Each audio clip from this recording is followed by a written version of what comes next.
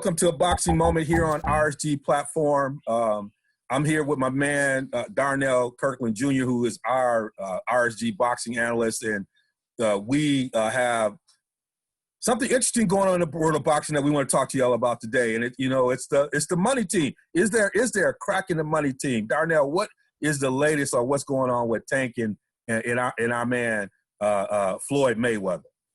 Well, it's interesting because the last month or so ago, we've been talking about Floyd, his newfound interest in the sport of boxing, his newfound journey. He wants to kind of honor his Uncle Roger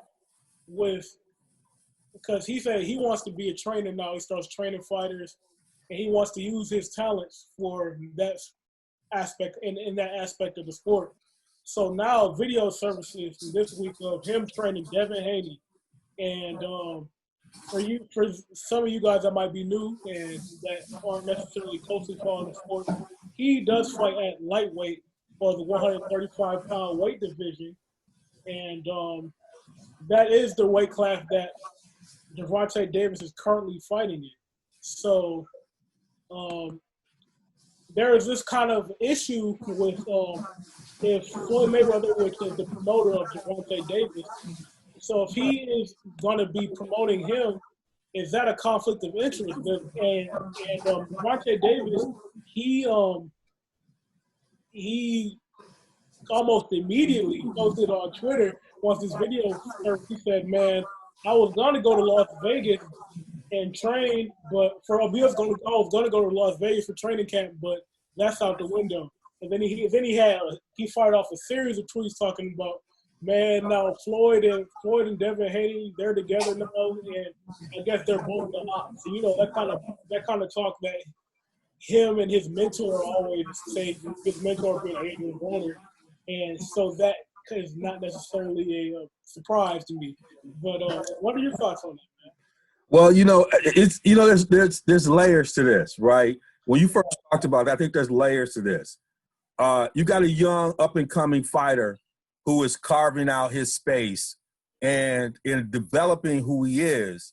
He's got to let people know he's coming, and he and Haney are competitors and have gone back at each other.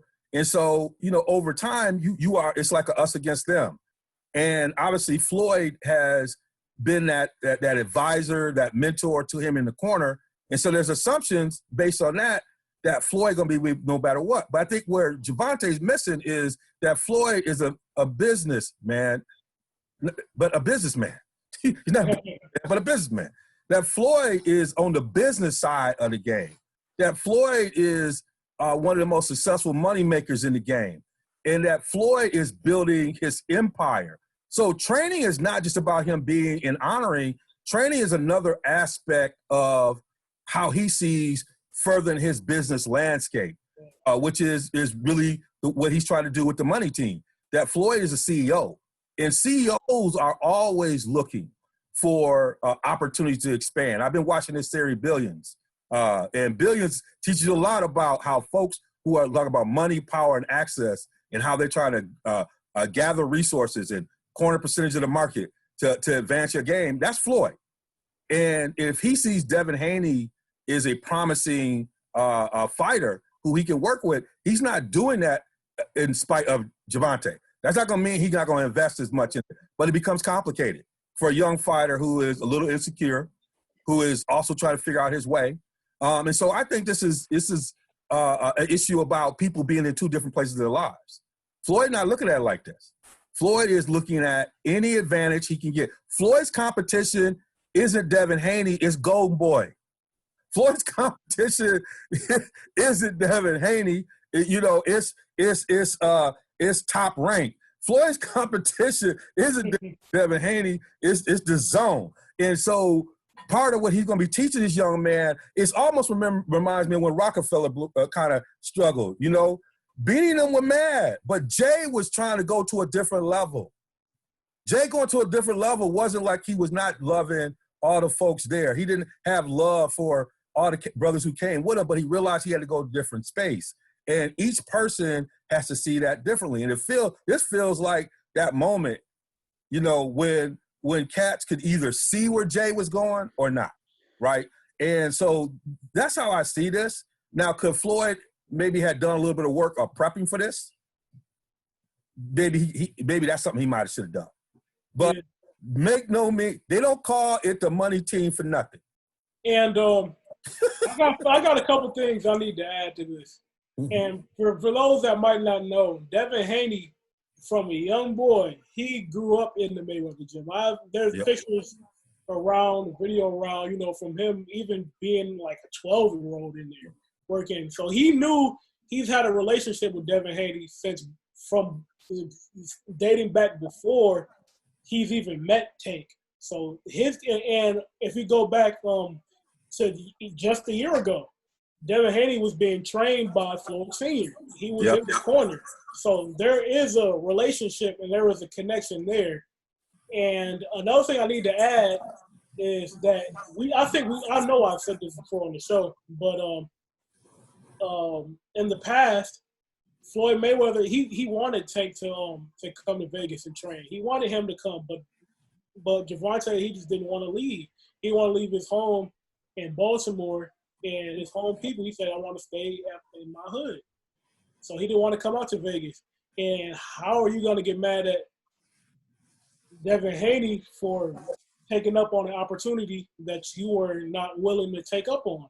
But that also opens up another question with Floyd, because can you be in this kind of Kobe Bryant role? You know how Kobe was to the sport of basketball, where he was the older brother mentor type to the other to the young guys. Like he was the OG that would give off past wisdom, you know, work out with the guys. But can you be in that role and be a promoter at the same time? Like, is that a conflict of interest? Can you see it from Tank's side that, like, hey, what happens if I fight this guy in the future? If I have to fight Devin Haiti, whose side are you on? Like, you're my promoter. Well, that's a maturation issue for Tank, because regardless of who's in the ring, you got to win. Right. And I think part of the issue is, again, insecurity. Like, Tank also has said, like, this is a guy who stayed with me when I didn't make weight. And when he told me I need to come out to Vegas, because he wanted me to come out to Vegas to make sure, if you're serious about this game, we're just watching The Last Dance, right? What Jordan's doing in terms of his commitment to winning. If you want to be like the one thing I've always said, people say a lot of things about Mayweather. The one thing you can never say about him is he's not in shape. He's in shape right now. He might put a whole layer, huh? He put a whole layer out there, but that cat running right now. He run at night because he loves the process. And so part of the problem with that is it's not uncommon. You know, boxing, guys end up in gyms sparring with each other. Weird things happen in gyms and people cross it over for different reasons all the time. Zab Judah used to box and spar with Floyd and do stuff like that. Then they became problem. Now they back together. Like, that's the boxing game. But at the end of the day, it's about your process. Floyd ain't gonna be in there fighting with him.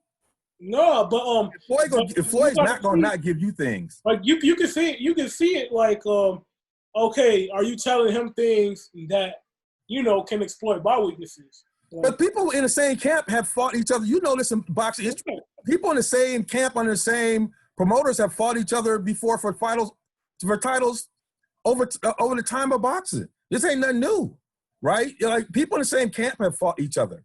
Top-ranked fighters have fought each other. You know, people have fought each other over time, so that ain't nothing new. Yeah, you can look at that, but it has a lot to do about, do you think you're the baddest guy? And if you think you're the baddest guy, you think Errol Spence would worry about that? She might. If I'll pivot this way. Do you think Errol Spence and Jermell Charlo will ever fight? If it got to that, if people start talking crazy, I think both of them would fight. You know, I think if it came down to that, if the money and check was right, they would say, "Hey, we gonna do this. Yeah. It'll be an AT&T Stadium, and it's on the line." But I got another question for you. Do you think Floyd sees more of himself in Devin Haiti than he does in Tank Davis? I would say he probably, because Devin been with him from the beginning, like The Wire. I've been with them since we was for time. I've been with since the beginning, you know, and Devin trained uncle, he been in the family. And I think if you look at it, Devin has probably been, if you had been more disciplined, right? And so, whereas Gervonta is talented, but you and I got to say, has he been disciplined? Meaning, has he taken enough to not have his weight up going down? You ain't seen that from Haiti. Haiti is like a straight, he's drinking that money tea. If you watch that video of him and Floyd training, tell me who's bigger. Devin Haiti, I said, tell me who's bigger. Devin Haiti, I've been saying this for a while. Devin Haiti and Teofimo Lopez, these guys are welterweights. Yes. They're just young enough where they can cut down and make. That's right. That's right. They're really welterweights. He is, in that video of him training with Floyd, he's bigger than Floyd right now. That's right now. And I think he's going to go up the right way. Right. I think he got the plan. And to piggyback off your point about being disciplined, you've never seen him miss weight. You've never seen him struggle. No.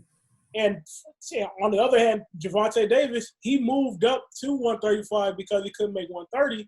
And his first fight at 135, he missed weight. Yes. His fight moving up. I mean, that's right. And Floyd's the kind of person is, I'm going to help you. One thing about Floyd, I'm going to help you. The way I can help you is I need you out here. But now you're going to push back? Okay, you making grown man decisions. Then I'm going to be working with cats who want to follow the formula. Yeah. And I think that's Floyd. And Floyd is a business. He's thinking about the next generation of boxers. That's how he can own the game. He's trying to catch these cats upstream. And like I said, his competition, Gervonta got to understand that you are not the competition. Oscar De La Hoya is the competition.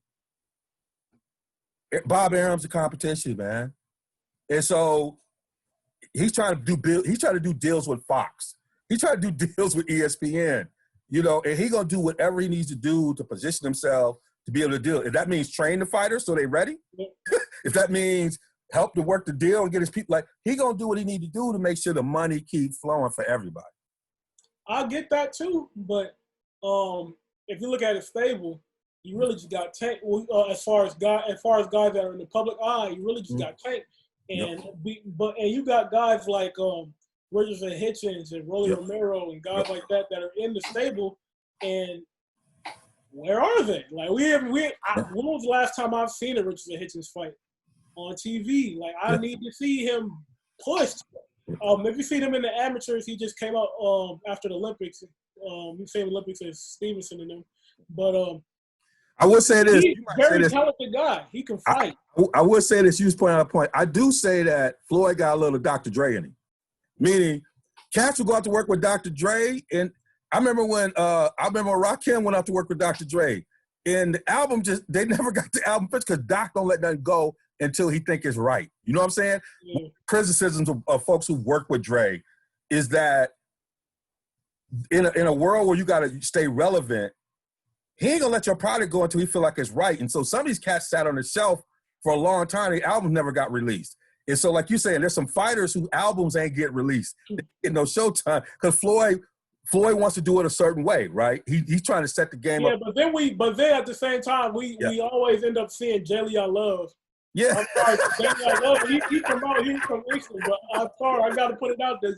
If you put it that way, why are we seeing Jelly I Love in the pay-per-view? I mean, oh man, because J.R. Snoop, J.R.'s probably Snoop for him. I don't know. I don't know. We saw man. Like Boy had to cover his eyes watching. He's like Memphis Bleak for Jay-Z. He just Memphis Bleak. He keep getting a chance. Get a chance like Memphis Bleak. He keep getting a chance. Everybody else got to wait.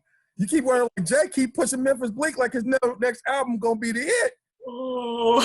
Memphis haven't necessarily lived up with what Jay was saying, as talented as he is. So maybe, Jayon is probably his Memphis Bleak. Who knows? But the one thing we can't say is Floyd knows how to make that money. So that's one thing he figured out. And so I'm not going to doubt him too much. I've seen what happens when you doubt Floyd Mayweather. Oh, yeah. All right. Well, hey, this has been a good topic to talk about. I know you and I got a lot more things coming up for us as we come in. I know in our next episode, we're going to talk about Lomachenko and Lopez coming up in our next episode. So y'all got to make sure y'all check it out. Boxing Moment. I'm excited to hear what the youngins got to say about that, because that's heating up a little bit. There's a lot happening across the boxing landscape that we'll be tackling in our next Boxing Moment. But we will keep our eye on what's happening here. You know, what's going to happen with the Tank Davis and Floyd Mayweather budding feud with Devin Haiti in the middle in more ways than one. Until next time, this is the Boxing Moment on RSG. This is your boy Darnell with us over here, the legend, the young legend growing up, and your boy D. Wilson, who just, you know, I'm trying to be a sidekick to this young man. Till next time, keep sticking and moving.